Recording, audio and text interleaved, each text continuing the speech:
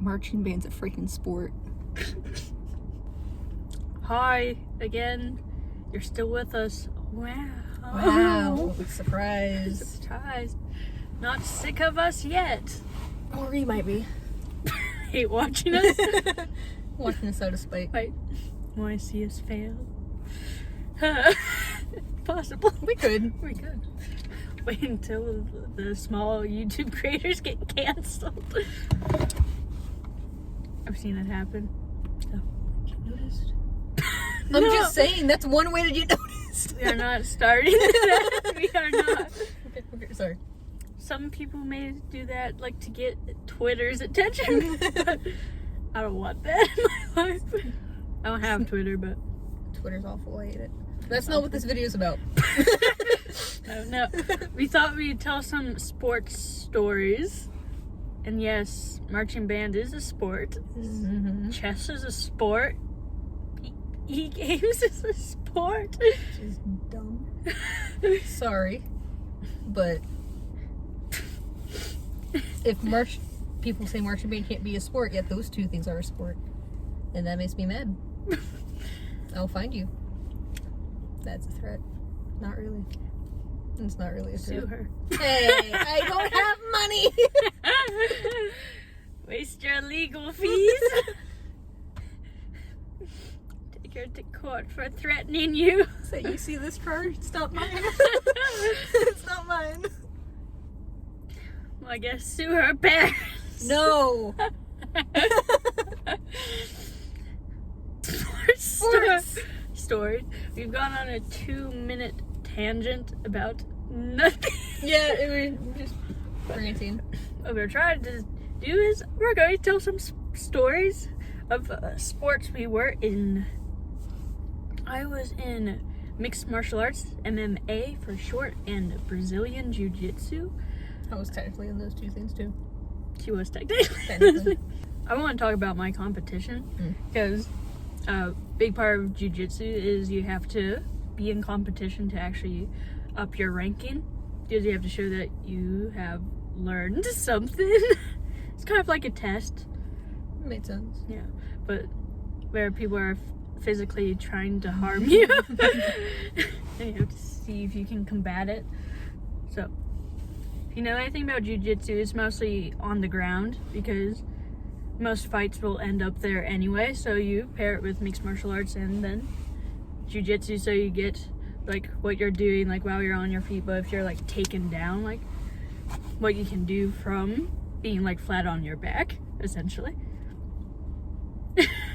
Because honestly, flat on your back is safer than like falling like on all fours, because like then That's just painful. Just painful. And like in wrestling they tell you to roll to like all fours, like turtle, because like they see it as like a safer place to be. Like, I don't know much about wrestling, I know that, but jiu-jitsu's the opposite. You always want to be aimed flat on your back.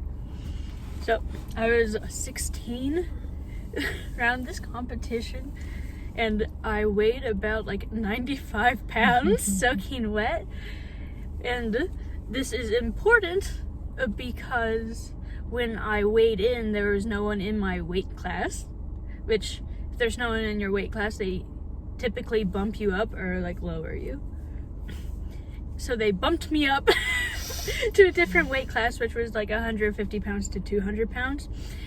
I'm 95 pounds, and it doesn't help that I'm rather short going up against like these taller women, or like buffer women, heavier women, pure muscle. You know, I'm just a twig that's like underweight guy, like, fight me.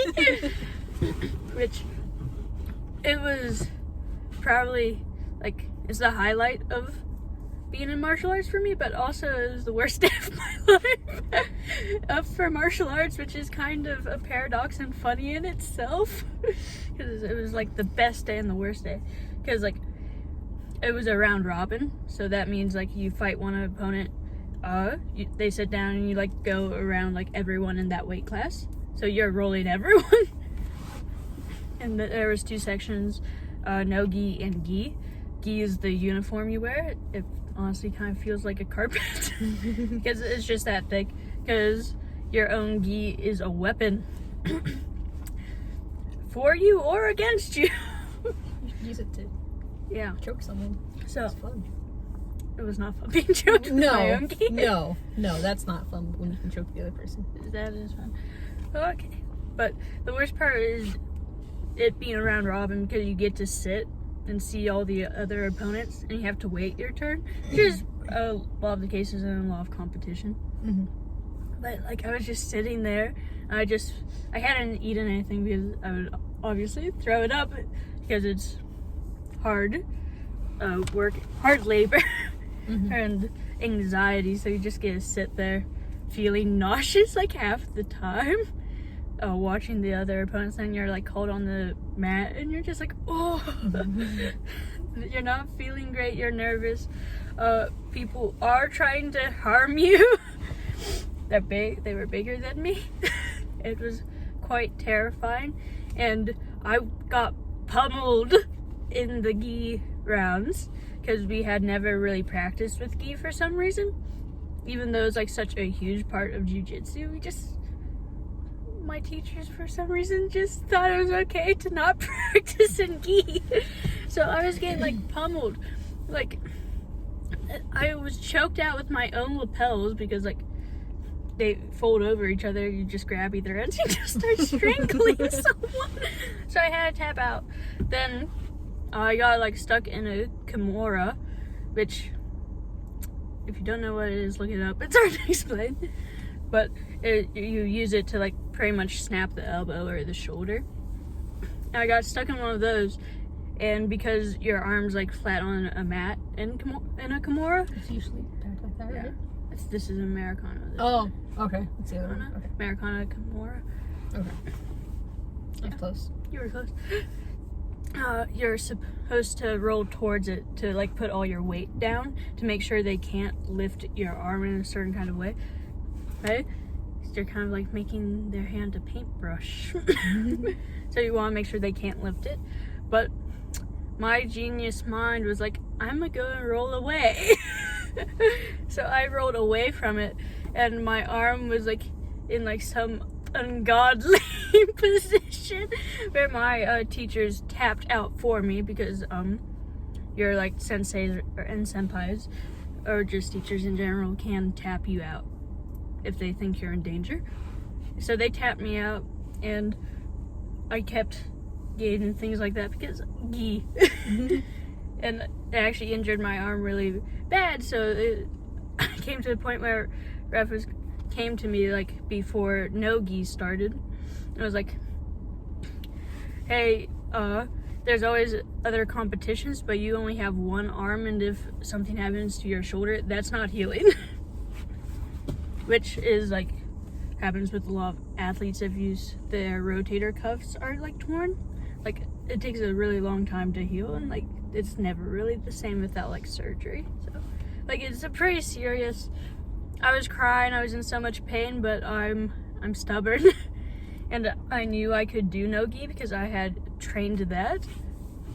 So with one arm, I took off my gi, shoved my right one into my belt, because that's how you show an injury and make sure you don't use it. And make sure your opponents know not to like actively go for that, because even if they may have caused it or you may have caused it by not tapping, they respect that, because something about jiu-jitsu is that you respect your opponents even in that kind of like physical pain. You respect them, and it's kind of like forms a camaraderie because you support each other even though you're from opposing schools and all that. So I shoved it in my belt, just kind of left it like limply there, and like got back on the mat, and I got my revenge. Not revenge to say, but I showed them that I was capable and could hold my own. And a lot of times I held the matches to 5 minutes because you have like a 6-minute range, and you're trying to get the most points or someone to tap. So I held most of them to 5 minutes, and from making my opponents really frustrated. Because from like going to gi, like in gi I sucked. So like hypothetically I should have been like the easiest opponent on that mat, like when they just could like finish it quickly, get easy points. But I trained in no gi probably more than them. So I was really good in no gi because I just was, because I knew how to work my body weight to my advantage, even though I was 90 pounds, 90-ish pounds, 95 pounds, because they're trying to make yourself heavier to lay on them and all that kinds of stuff. I did this with one arm. One arm. And the best part was I won a match. It like went by so quickly that like I didn't realize until like the ref was pulling me off this poor person. Because I had been training the far side armbar. Well, far arm bar. That's what I've been training like for the up to that point. And I got them in a far arm bar and like just fell back and just didn't realize that they were tapping like the ref got me. Oh, with the adrenaline, you can't feel it. You can't feel it. It's just in a blink of an eye. And my teachers had been watching my sister, and then they just looked at her and I won. And they're like, oh. And I felt so proud of that moment. Because, well, obviously not with the pummeling. Yeah. But it was still kind of like a proud moment of like, I got pummeled, but I'm still here and I'm still going to finish what I started.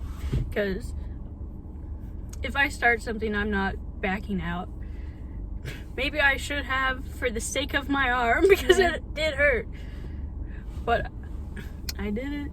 I kept it fine during the last matches through round robin, and I came out somewhat on top. I remember hearing the news that you injured your arm, because I wasn't able to be there to watch or anything.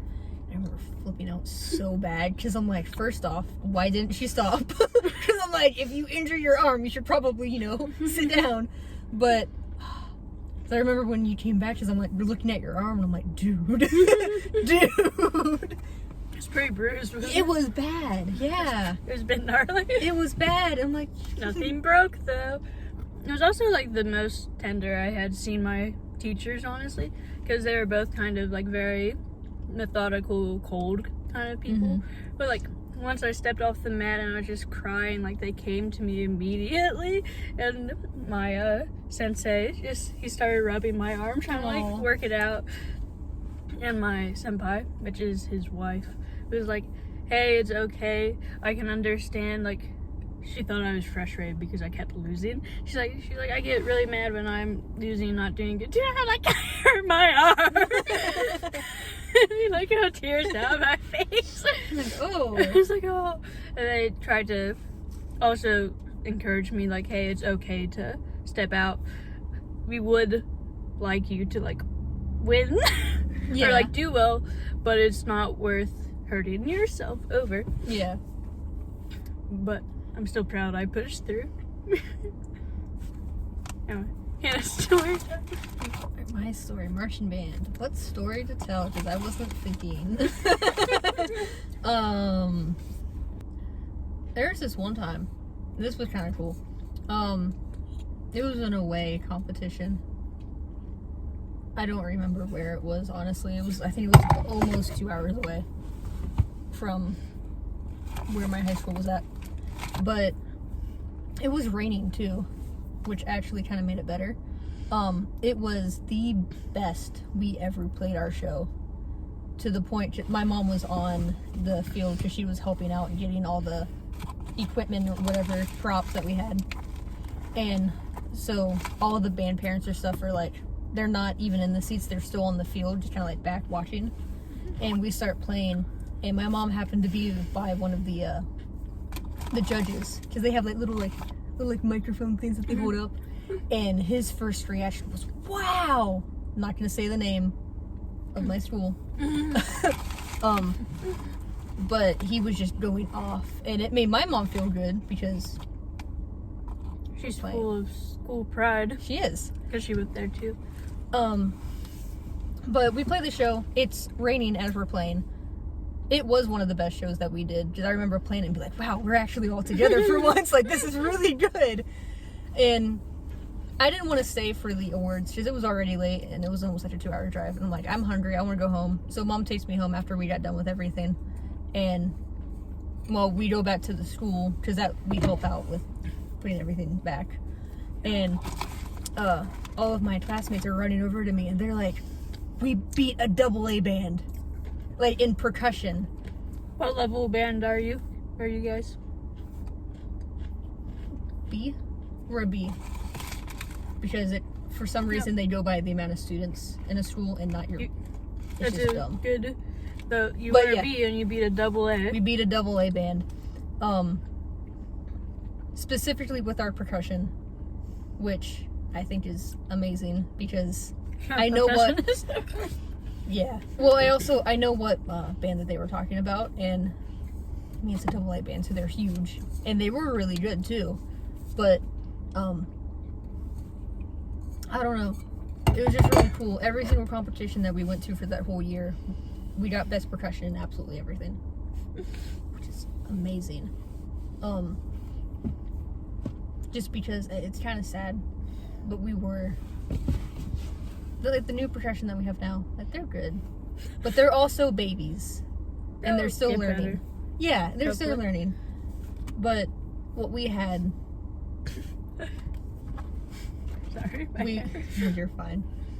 What we had was just, I don't know. We all grew up in like the same class together. Because once we graduated, all the percussionists were gone, because that's literally that's all we did. But that was my first year of doing marching band, because I only did it for 2 years. Oh, yeah. Yeah. Because my senior year, because COVID ruined everything. Yeah, boo. What did we do? We just did a parent show senior year. Really?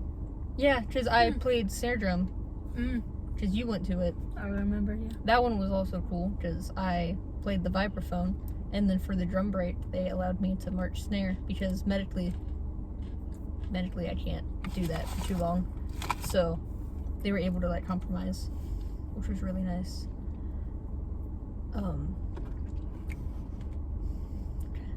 Trying to think of stories. We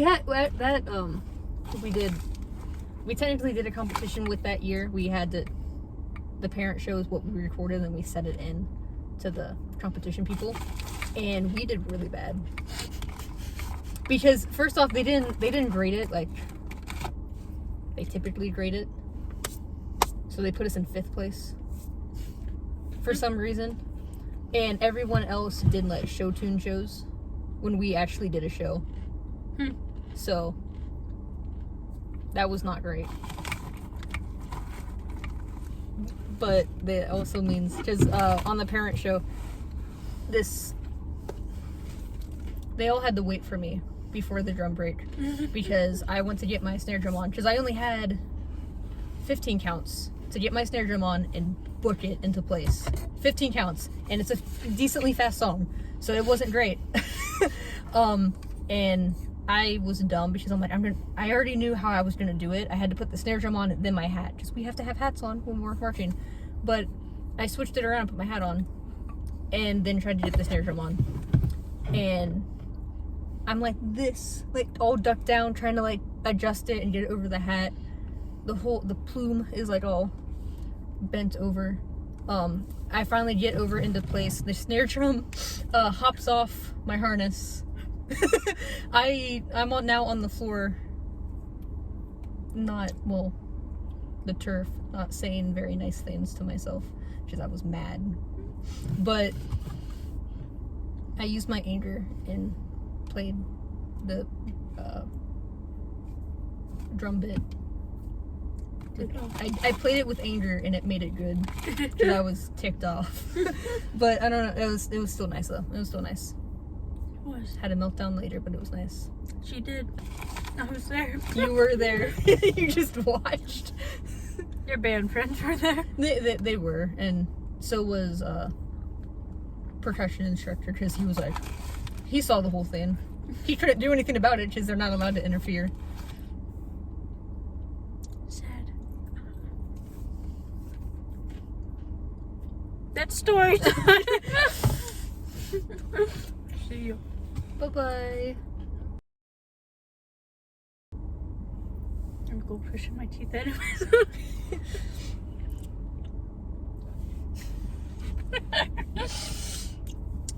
Bloopers. Yep, see that's going in.